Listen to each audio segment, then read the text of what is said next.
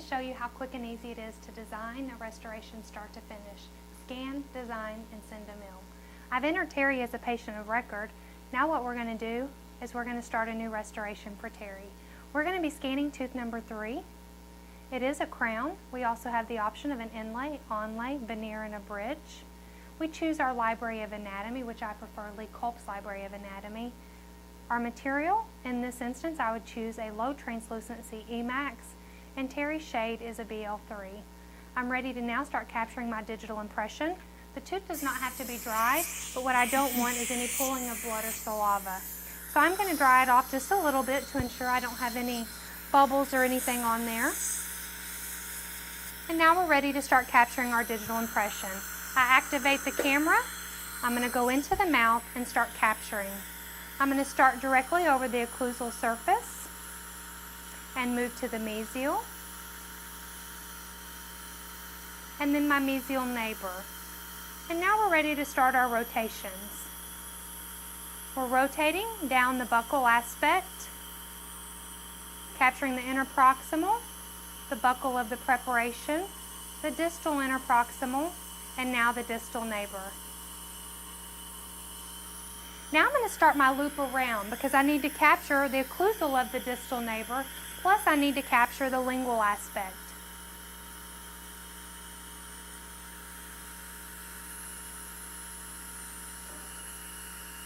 So I'm looping around to the lingual, and now the lingual interproximal on the distal, the lingual of the preparation, my mesial interproximal, and then now my lingual of my neighbor. So now I'm ready to capture my bite registration. So all I need to do is click on the bite scan tab, and now we're ready to capture our impression of our opposing via the bite registration. I have Terry close into the bite registration just to ensure that it's still good. And then now we're ready to scan the bite. So I'm going to activate the camera, and we're ready to capture the bite registration. I like to start over the distal most tooth and then move mesial. So we're capturing the distal neighbor, kind of with a zigzag pattern back and forth. I'm able to capture the bite registration and the common data, which are the neighbors.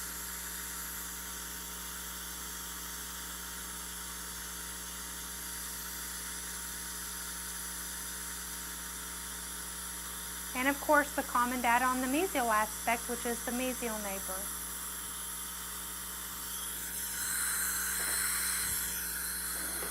So I'll go ahead and take all this out and give Terry a break. And what you can see here is we've been able to capture the distal neighbor and the mesial neighbor and the common data, which is the bite registration. I'm going to tell the system what part of the bite's important to me by selecting that surface of the impression. Now I've selected my opposing tooth surface. I can rotate this and take a look at it. I have the ability to trim it if I need to. So if I selected too much area, I can trim that area off and take a look at it again and trim a little bit more if I need to. Now I'm happy with my opposing selection area, and I'm ready to move to the margin tab. When we go to the margin tab, we have to verify our orientation, which is just the position of the model, and I'm ready to now mark my margin. I'm going to utilize the trace feature, but very easily by activating this feature here called the show feature, it's going to show me where my margin is very supergingival. And in this area where the margin is a little more equigingival, I can see the margin very easily, but I also have another tool called ICE that I can use to verify the margin. Being able to see the actual raw data that the camera captured. ICE view, it stands for I see everything. So I'm ready to mark my margin.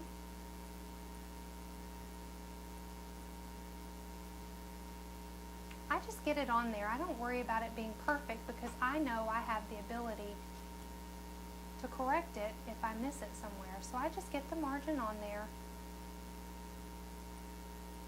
and then I go back and fine tune it by pulling it out in the areas I need to and looking at it from different views.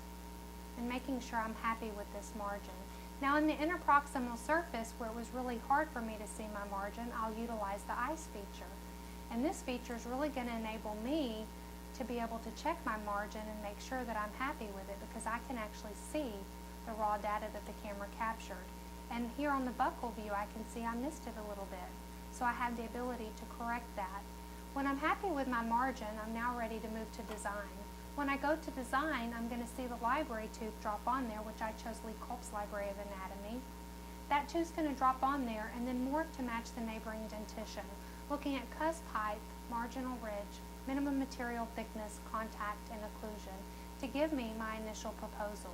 This is my initial proposal, and I'm pretty happy with that. I don't see any alignment changes I need to make, except maybe expanding the lingual aspect just a little.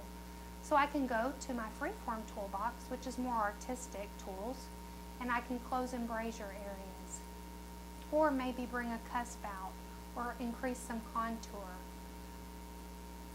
Looking at the tooth in different aspects, I have the ability to lower the marginal ridge height, or maybe round off these cusps a little bit if they're a little bit too pointy. When I'm happy with the design aspect, then what I want to do is check function. How is my tooth going to function? I can make it look good, but if it doesn't function well, we have a problem. So now I'm going to check my bite. So right now what I'm doing is I'm checking the occlusion. By placing my opposing onto the model and turning on my view contacts, I can see color-coded my contact strength and positives and negatives, and I can very easily see I have a few high spots. So with one click of the contact refinement icon, I have the ability to circle the high spots and adjust them one at a time, or I could click refine and adjust them all. I prefer to circle. When I'm happy with my occlusion, we're then ready to check our interproximal contacts. When I take a look at my interproximal contacts, I have the ability to change them, automatic, or I could have also smoothed them.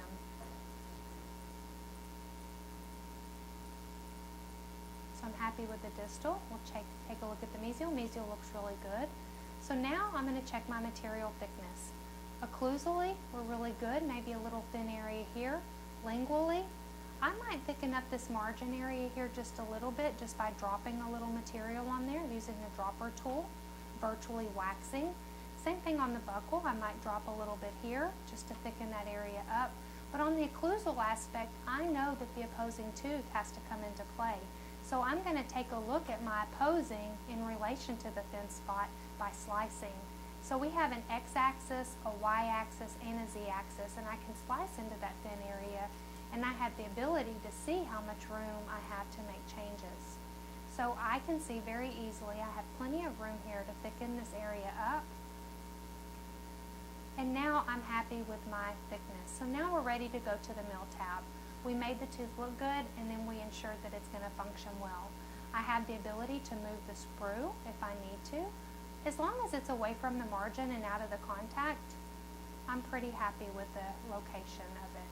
I don't really worry buccal or lingual, just away from the margin and out of the contact. We choose our block size. The restoration will fit on a 12 or a 14. I have a 12 in stock, so I'm going to send that on a size 12. It's going to mill faster. With one click of the Send to Mill icon, I click OK, and I'm going to see that my restoration is being sent to the mill. That's how easy it is.